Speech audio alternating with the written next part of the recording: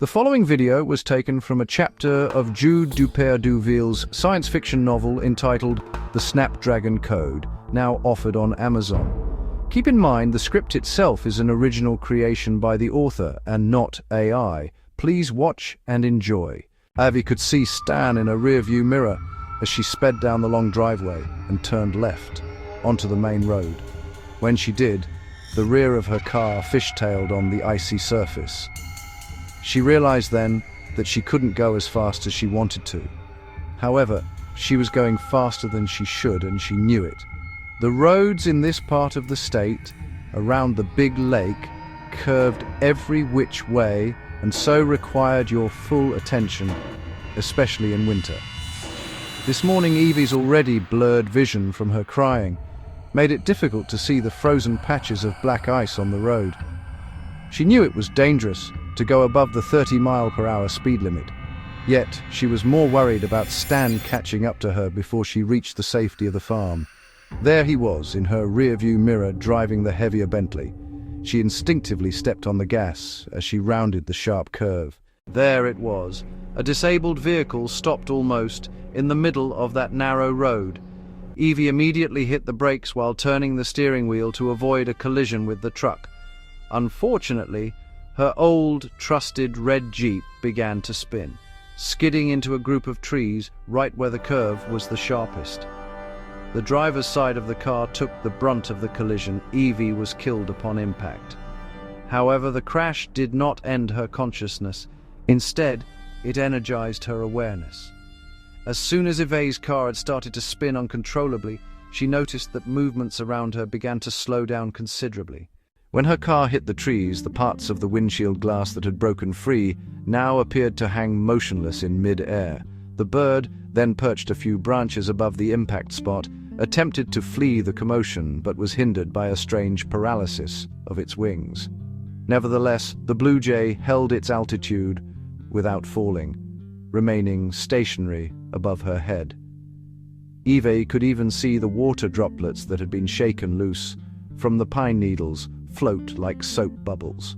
The next thing Evey felt was her own self moving upwards and reaching just above the tops of the trees like a Peter Pan. That's when she became intensely aware of Stan running towards her vehicle. Behind him, and closing in fast, was an older model delivery truck speeding towards them. As soon as Evey realizes what is about to happen, she attempts to intervene. Her desire to protect him takes her down from treetop height to his side. Yet, when she tries to take hold of his arm to pull him away, her hand passes right through him. "Oh my God, I'm dead," Evey thinks. "I'm a ghost." As she begins to panic and starts calling Stan's name, she realizes she cannot even hear her own voice. Stan appears not to hear her calling him either. Stan never saw the truck coming from behind him, and the truck driver never saw the accident in front of him. However, Evey saw everything happening in slow motion. From her 360-degree vantage point, she could see that her driver's side door was too smashed to open easily. However, somehow Stan manages to pull it open just enough to reach her. That's when the book, with the little girl's picture on its cover, slides off of Evey's lap and falls to the ground, just inches from Stan's feet. The image on the cover was the exact one he had seen during his passage to Earth. He knew what it meant. Evey hears Stan scream out her name in desperation. That's the last time Evey sees him alive before the truck hits him full on as he reaches out to take Evey's hand. Unbeknownst to either Evey or Stan, their journeys back home had actually only just begun. At first, Stan did not realize what had just happened. He saw the book fall to his feet, but all he cared about at that moment was getting to Evey. He heard a loud bang just as he managed to push himself inside her car. He keeps trying to reach down to touch her hand and then realizes he himself is now moving upwards through the roof of the car as though he is filled with helium. As he rises up in the air, his view expands, allowing him to see what has just happened. He could see that his body is pinned between Evey's car and the truck that hit him, but he feels no pain at all. Floating above the scene, Stan can hear the truck's radiator hissing as it spills its fluid. Then he sees Evey's hand drooping from the partially open car door he had just been struggling with. "Evey!" he yells. "Evey!" he calls out again, as hard as he could, with no audible sound coming forth from his lips. Then he hears her voice inside his head. "I'm right here, Stan, near you," Evey says telepathically as she throws him a kiss from just above him. Stan feels a wonderful sense of relief when he catches a glimpse of Evey close by. His feelings of desperation are immediately soothed and quickly replaced with joy and happiness. "What just happened?" Stan asks Evey, who at that very moment could not answer him. Both she and Stan had begun accelerating upwards into a spinning vortex of light, exceeding even the speed of sound. Once inside the gleaming twister, they travel along a snaking tunnel of beautiful colors. All along the way, gossamer winged beings guide them to an unknown final destination. "I must have died," Evey told herself again. "We must have died together." Although the thought should have sent Evey into a panic, she felt only peace and a sensation that she was going home. Her impression of what was happening was not shared by the man following behind her. She knew this because she was picking up Stan's thoughts, and they seemed inexplicably distraught. But why? Evey could feel that Stan was not at peace with what was happening. It seemed he was already familiar with traveling through what Evey guessed was a wormhole of sorts. However, he was obviously upset and did not want to go where it was taking him. Evey tried to look behind her to see where Stan was. Nevertheless, at that point they were just traveling too fast for her to see anything clearly. After a while, a small but extremely bright light came into Evey's view. This point of light seemed to grow larger and larger until, as she reached the end of the tunnel, her forward speed began to slow and then come to a complete stop. She now found herself directly in front of an open archway leading to a corridor that seemed to stretch out for miles, in both the left and right directions.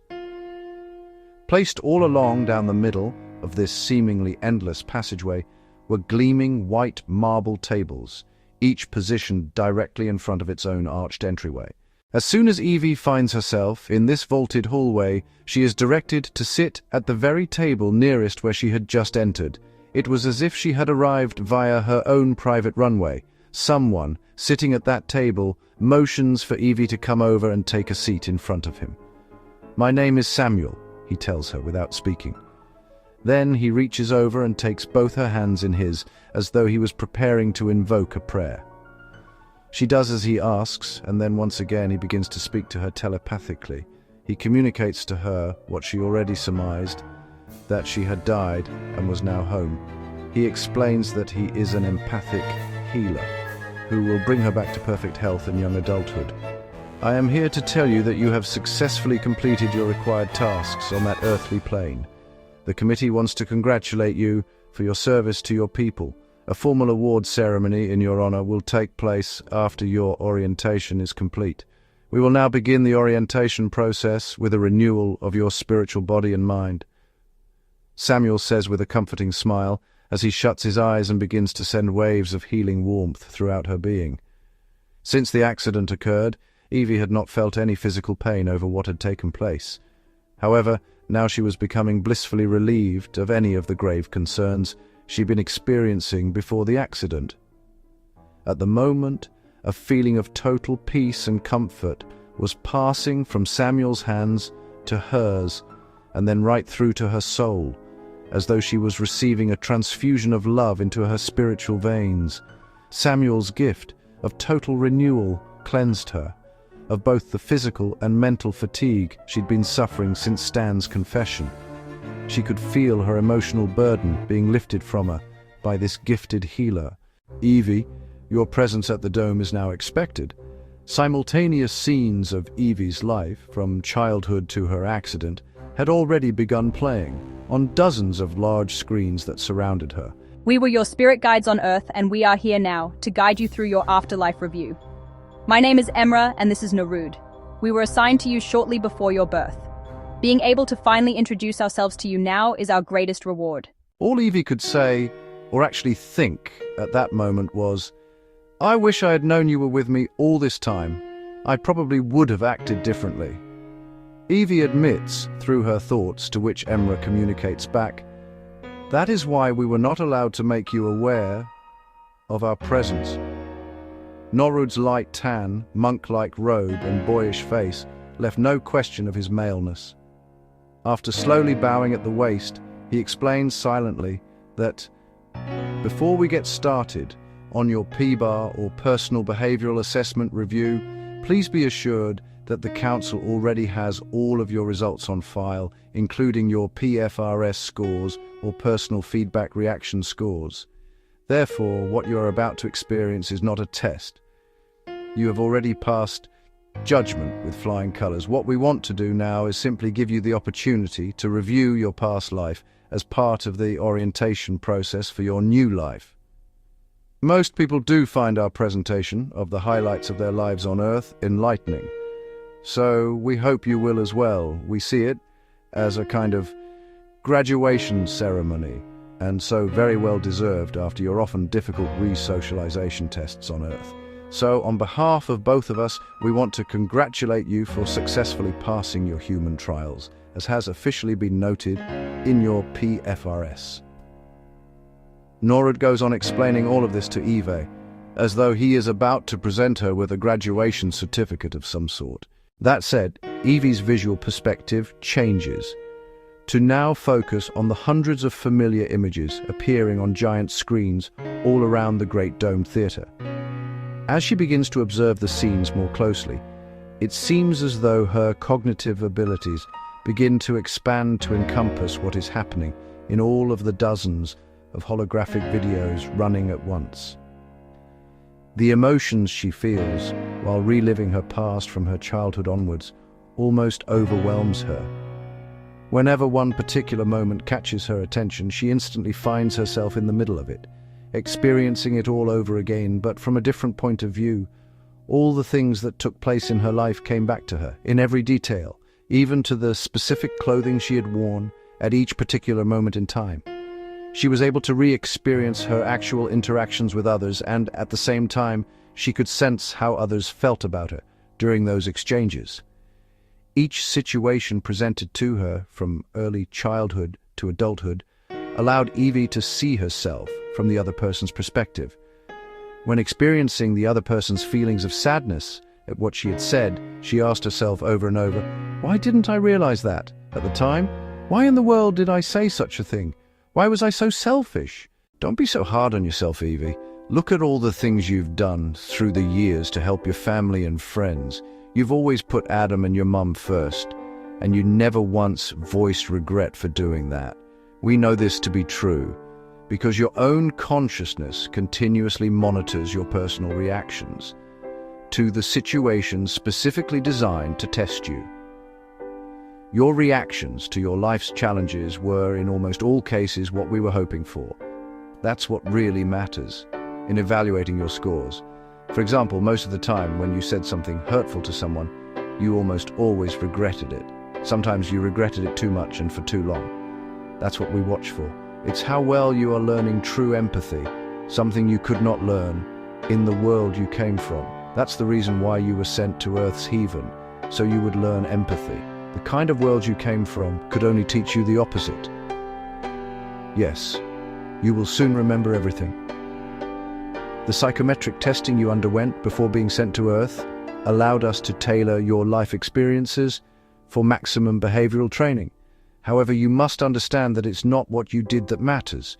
You actually did nothing on your own that Snapdragon did not make you do. You were never in control of anything except your own thoughts after the fact. The code controls the pilot waves, and the pilot waves control all of your physical movements, not you. In every sense, you were a puppet. Contrary to what you may believe, you had no real agency over what happened to you. Free will comes into play only after the fact, when you have had the time to reflect on what you believe you've just done. Understand that control itself lies within the program, not within the person. For that reason, you are judged only on how you feel about what you did. So, in that way, it is true that you judge yourself. When you enter the earthly realm, You become the actor and the critic of the code's amazing magic. What do you mean by magic? Magic, because of the mystical way the code hides the movement of the particle's path from those who would seek to uncover it. The path will always remain hidden from view under the divine camouflage of the pilot wave's direction. Don't overthink this, Evey. You will remember all of this very soon. One more thing. Your life on Earth took place on an SD, or super-deterministic platform. When you choose your new heaven, it will run on a TP or trainer platform. This will allow you complete free will. You will be in full control. Anyway, you'll remember all that once you complete your R&R. Once your memory has been restored, you'll remember everything about why you were sent to Earth and why it had to be done this way.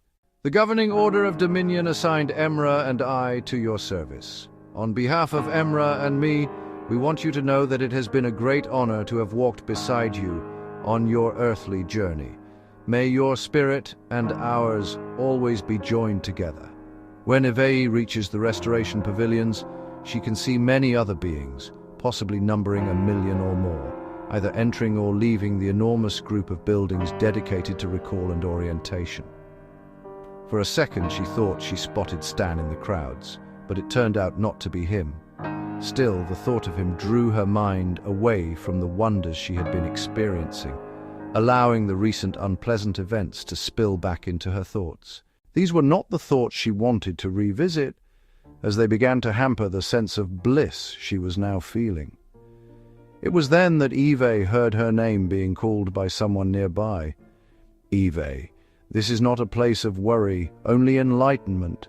Come with me, and you will remember everything.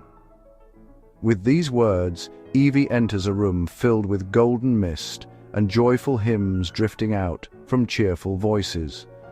As Evey stands directly under what looks like a bright halo hovering above her head, she slowly begins to remember it all her previous lives in all her previous heavens. She also remembers the Great Schism, resulting in the war in their Eden that divided the people. Now she can see why she had to become Evey on Earth and learn the things she needed to learn. Once one tastes the sweetness of the virtual apple, then one must also experience its bitterness. There's only one way to reach heaven, and that is to walk through hell.